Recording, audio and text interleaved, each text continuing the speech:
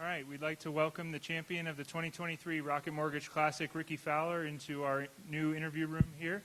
Rickie earns his sixth career PGA Tour title and first since the 2019 WM Phoenix Open. Rickie, you've had a little time to digest it now. Could you just give us an opening comment on what this victory means to you? It's just nice to have this one out of the way. I'm obviously going to soak this one in and celebrate a bit. Yeah, it's just been a long road, and yeah, I'll get emotional at some point, whether it's I already did up there to in here or when we're heading home or over this next week. We're just going to be home for a couple of days. We're actually heading over to London with JT and Jordan and our wives. So, yeah, we should have fun. You've had a great season to this point, just not getting over the line, but now you've accomplished that. What does this win do for the rest of your season in terms of your goals? Well, this is definitely one of the main goals this year was to win. Outside of that was obviously, playing well and doing what I've been doing, to plan to make it to the Tour Championship.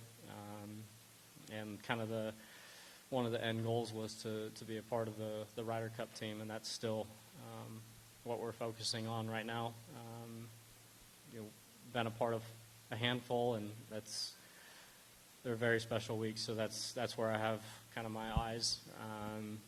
But planning to continue to play well, and looking forward to a couple weeks over the pond with the Scottish and the British coming up, especially with how I've been playing and how I am playing. All right, we'll take some questions out here. If you have a question, we'll get a microphone to you. We'll start right over here on the left. Rickie, it looked like it started to get away on the back nine. You hadn't made a birdie since number 7, and the play of Adam and Colin was scintillating down the stretch. What do you do to get it back together? Well, I felt like I made some pretty good swings, shooting a few under on the front, and I felt like if I could kind of continue to do something similar and keep moving forward, I thought if I could kind of, rough idea, I was thinking, trying to get to 26. Obviously, that would have been enough, but that was kind of what I was shooting for. I think the speed bump was 14. I hit a great drive and a nice 5-wood in there, and just kind of either misread or had a putt bump a little bit there on the second for birdie. And Adam makes a nice birdie on 15, and I couldn't convert mine. So that's kind of where I lost a little bit of momentum, but just kind of kept pushing. That was kind of the nice thing with being out in front. Gave me a little bit of cushion for, either me to make a mistake or guys to make some birdies and still be in there. So, 17 would have been nice to get one there, but going to 18, basically knew what I had to do. Our back was against the wall, and that's kind of it. I felt like I did a good job out there today. Just really didn't convert and take advantage of some opportunities that I had on the back nine to ultimately win it in regulation, but I'll take it any way we can get it. We'll go over to Paul on the aisle. You obviously had a couple years where things weren't going your way. I know you felt like you could get it back, but did you feel like this was always attainable, even in some of those lower moments? Not always. I mean, you never really know with this game. I mean, you definitely learn to appreciate the good times and when you're playing well. And, you hope the struggles don't last, but sometimes they last longer than you would hope for. And like I said, even when you're playing well, it's not going to last forever. So being that I've been one of the best players in the world, plenty of good finishes and wins, I mean, I knew what I was capable of, but it's tough when you're struggling for, that long of a, period of time. But I knew it wasn't far off and just kind of had to keep putting the time in, keep grinding, keep pushing. And then, started to see some, positive results and starting to build some confidence and momentum last fall. Michael, if you could raise your hand on the right. Hi, Rickie. When you obviously had the struggles that you had and you get back to this point, do you have to kind of go through that kind of Sunday pressure a little bit to remember how to execute in that situation? Did the situation in LA help you today?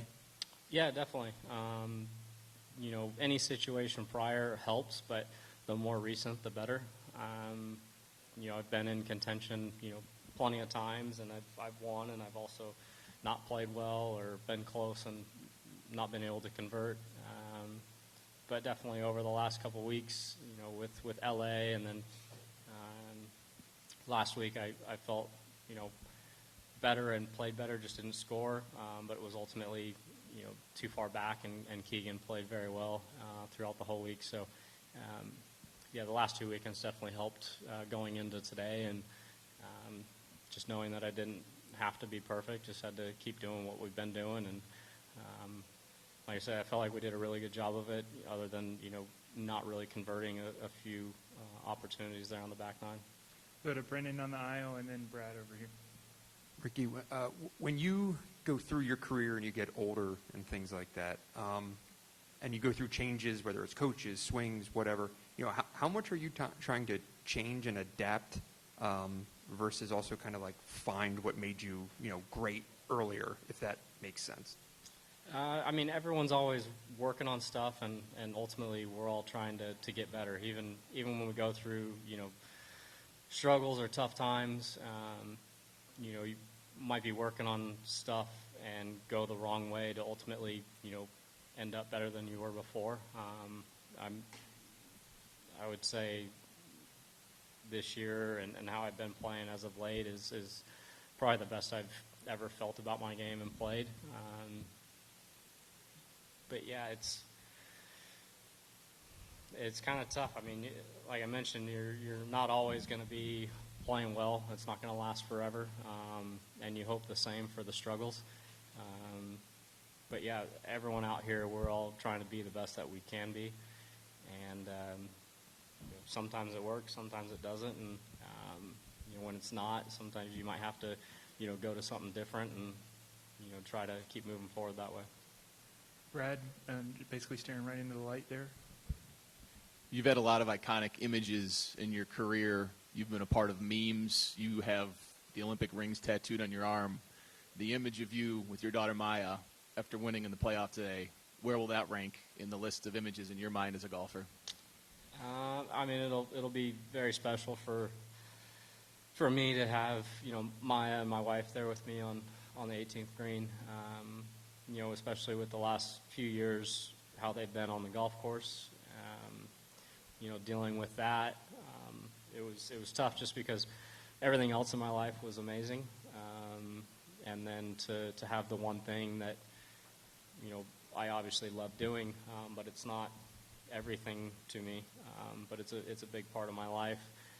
It was kind of the missing link, so to kind of have everything start to click and come together, and obviously all this started prior to Maya being born. So, no, it's been an amazing ride, and to finally get one finished off. Maya may or may not really ever remember it, but at least we'll have some special images to help her remember today. Paul? That moment, you sink the putt, Rickie comes over, gives you a big bear hug. What were you thinking in that moment as the final putt drops and, proceeding after that? Going in there, I had a pretty good idea of what the putt was going to do. After seeing Adams, he was on a pretty similar line, and I just kept telling myself, just hit a good putt and give it a chance. I didn't see a whole lot of the putt until kind of the end. It hung on and caught the right center, and I was kind of just still and quiet, and everyone was going crazy around me. So it was a nice moment just to kind of feel like the weight on my shoulders was finally off. Jamie? This is a very pro-Rickie crowd. Did you feel that support throughout this weekend? They've been with you throughout the years here at this tournament, so is it extra special to win here? No, definitely. The fans here have always been great. I feel like we've seen this tournament continue to grow and grow, and more fans come out every year. To feel the support this year, I feel like it helps that I've been playing well and have more people in my corner. And so it seemed like it just kind of got bigger and bigger every day. And then, especially today, I'm glad, the weather cooperated for the most part. And to kind of see the crowds grow over the day, and especially come the back nine, I could definitely feel that they were pretty much pulling for me. I know that playing with Adam, he was grinding it out and trying to obviously go win a tournament himself. And Colin was up in front of us playing very well. So to get it done and I feel like please a lot of the other people obviously pulling for me and rooting for me. It felt great to get this one. We'll go to Brendan and then Tony. In those times that you've talked about, I think you used the word struggles, but in those times when you still have sponsorships and the expectations that are so high, can you just maybe in hindsight describe what the wait is like when a lot of people are kind of waiting for it to end? Like, how does that actually feel to be the center of attention at that time?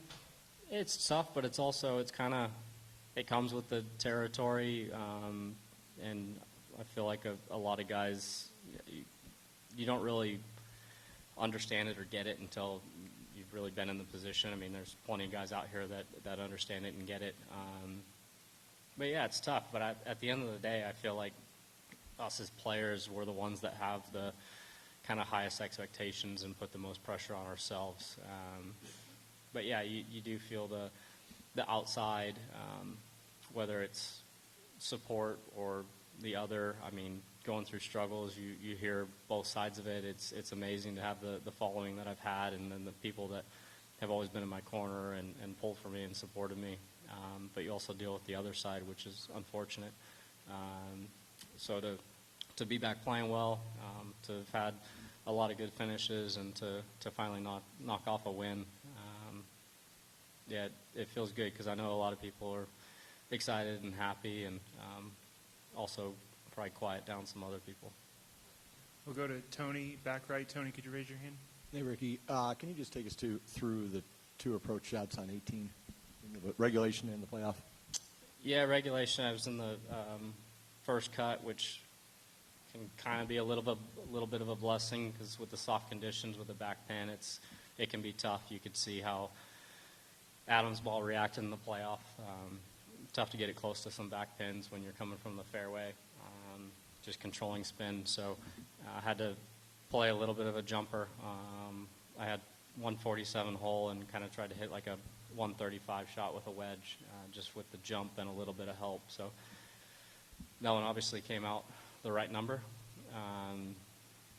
In the playoff, I was a little out of position, but I joked to Rick after I hit the tee ball over there that it was a good angle, which it is, but a little bit far right.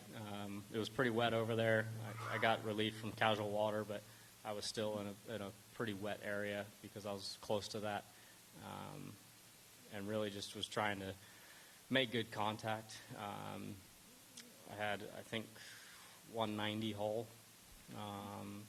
and hit 7-iron. I was really just trying to kind of catch a little low on the face because there was a bit of water, and didn't want to catch it too clean or towards the heavy side because it could, you get the water and ball can kind of go anywhere. So that one came out perfect.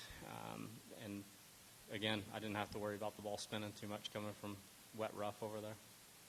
Any more questions? We got one from Carlos back there. Yeah, Rickie, is it more gratifying to win a tournament this way in such dramatic fashion on 18 and then the playoff, so dramatically? I mean, I would have much preferred to win it just in regulation and convert some of the ones or opportunities I had on the back nine. I feel like I played well enough all week to do that, but unfortunately, a couple things here or there and end up in that position. So at the end of the day, take it any way I can get it, but to hit some of those shots and ultimately make a couple putts when I really needed to, it definitely feels good, especially that last one in the playoff.